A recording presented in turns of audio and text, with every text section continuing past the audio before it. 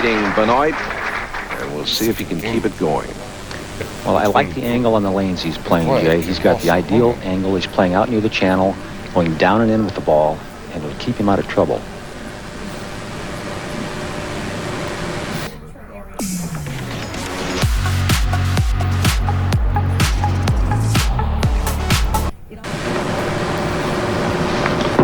Starts on lane 63. And he had 8 strikes in the first match, leaves a 5-pin. And that's a hit that he'll carry probably 99 out of 100 times. Unfortunately, not this time. Been around a while at age 37, been on tour a long while. Katy, Texas, just outside of Houston, his hometown.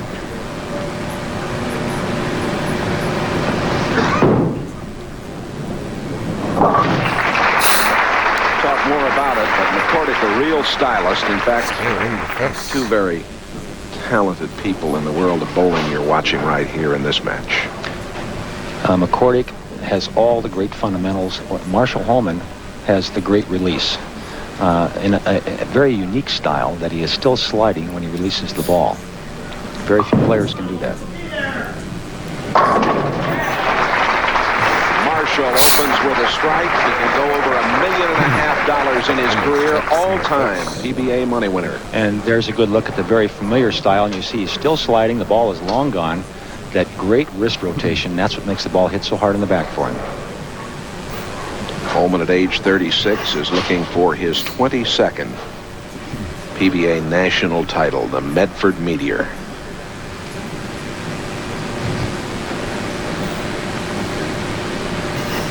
And 103 career championship round performances. And he leaves a solid 10. And Marshall, in his practice before the telecast, was having a little more trouble with the left-hand lane than the right lane. The left lane hooking a little more for the players. And you see the results of that. When you have to give the ball a little more room, it tends to come in behind the head pin a little bit, and there's that solid 10. Been a while since he's been in a championship round. It's his 3rd championship round appearance of the year. He made the first 2 telecasts of the season, finishing 5th and 2nd.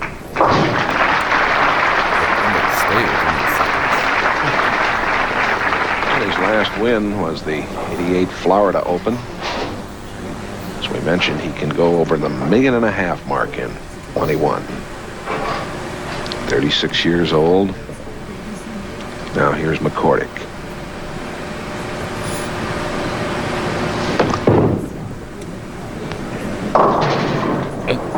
Struggling here after that 257 opening game against Benoit. And we're going to get a good look at why that happened. Watch his swing go out to the right. See it? It went away from his body, and that's what made him pull the ball across his body. Started the ball early, and it goes through the middle of the head pin. Small mistake in his arm swing, and he was lucky to get away with just that spare. He'll go cross lane at this. A little more ball speed, make the ball slide into the spare. Just like that. Pete's last television appearance came at the '89 Don Carter Greater New Orleans Classic. He struggled, as we mentioned, this year, won only $14,205 in 31 tournaments. Career, $674,000 plus.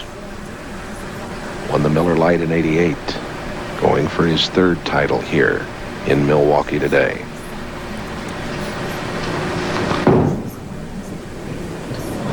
Bingo. Strikes back in the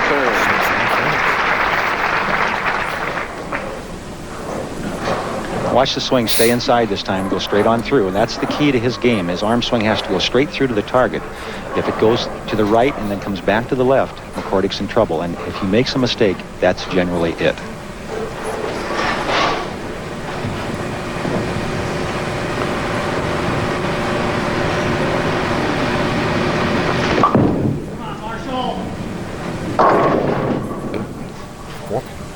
Leaves a 4-pin. Here's a great look at the style of one of the PBA's all-time greats. Watch the swing inside, still sliding at the point of release. A great follow-through. Look at the knee bend and the balance. All key ingredients to being a great Hall of Famer, which Marshall Holman obviously is. PBA record for most years over 100,000, 8. Most consecutive 6. 89 earnings snapped that string. Last year he won $81,295. So far this season, $48,845.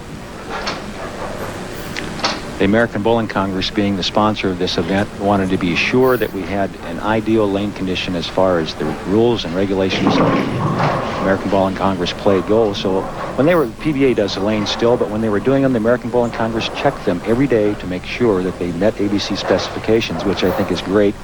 And that shows up in the scores. The scores are medium, and the players are playing on what they consider a shot maker's lane condition, which is a very fair lane condition. You have to make good shots to score, just like that. And he asks for a re-rack there. He comes up with a strike, has the lead, and we'll be back right after this.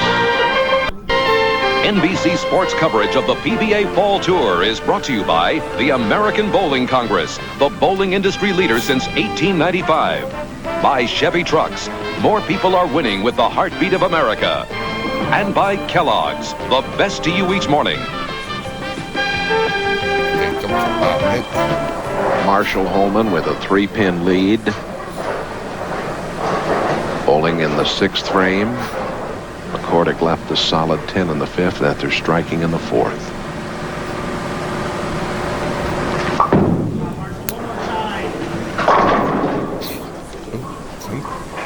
And the 10-pin again.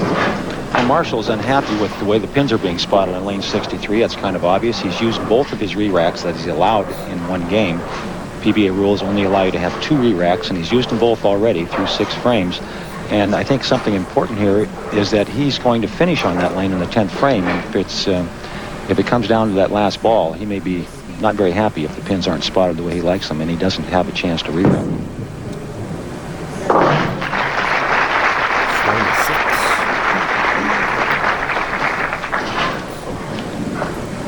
Pete McCordic etched his name in the record book, becoming the 4th pro to roll a nationally televised 300 game. He did it against Wayne Webb in the Greater LA Open out in Torrance, California, 1987.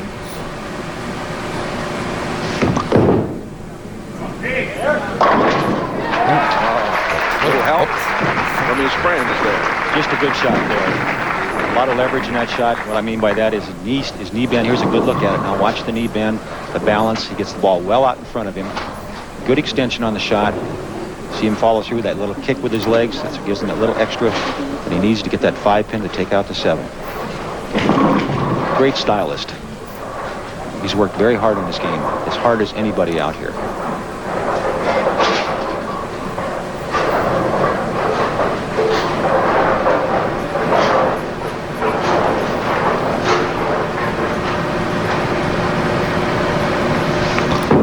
Take the lead.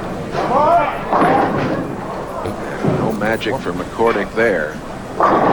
He leaves the 4-pin. And he knew he had not released the ball the way he wanted to. You can see by his expression and his reaction to the shot. He feels fortunate he didn't get a split out of that, only leaving the 4-pin a pretty easy spare.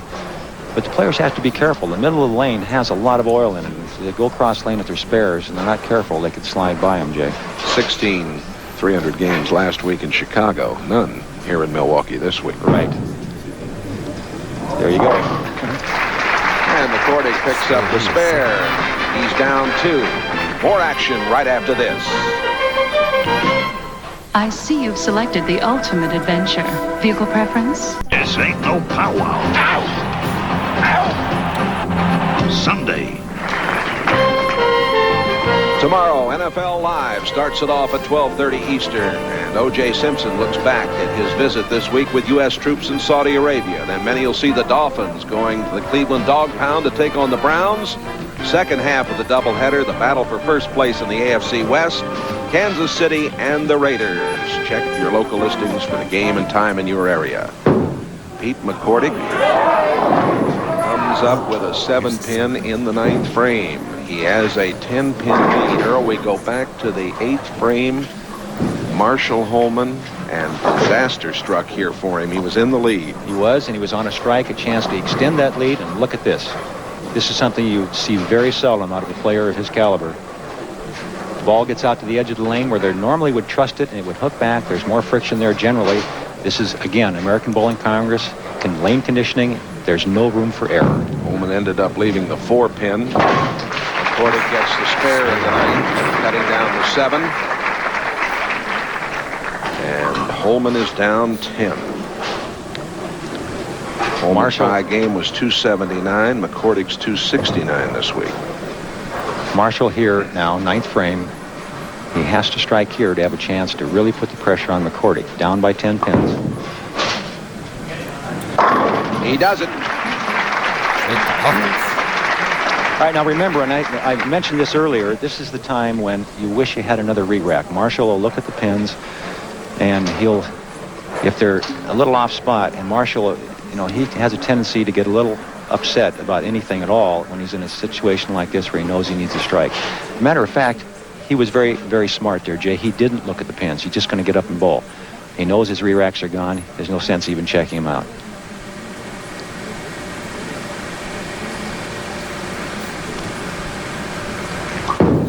To even the match.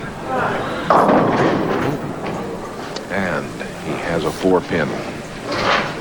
Coming up, our weekly feature, Beyond the Foul Line with Earl Anthony. Earl's going to talk about lane conditions, something very appropriate since we are involved in the certification with the American Bowling Congress and the PBA's lane crew implementing the tournament conditions here this week.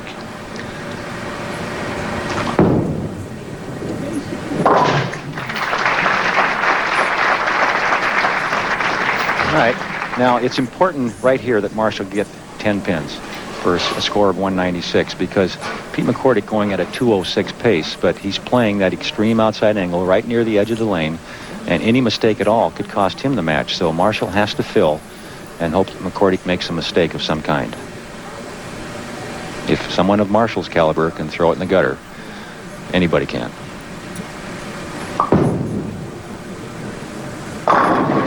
A big strike right there. 196 for Holman. McCordic needs any kind of a mark, and he's the winner. But remember, watch the angle he's playing. A dangerous angle.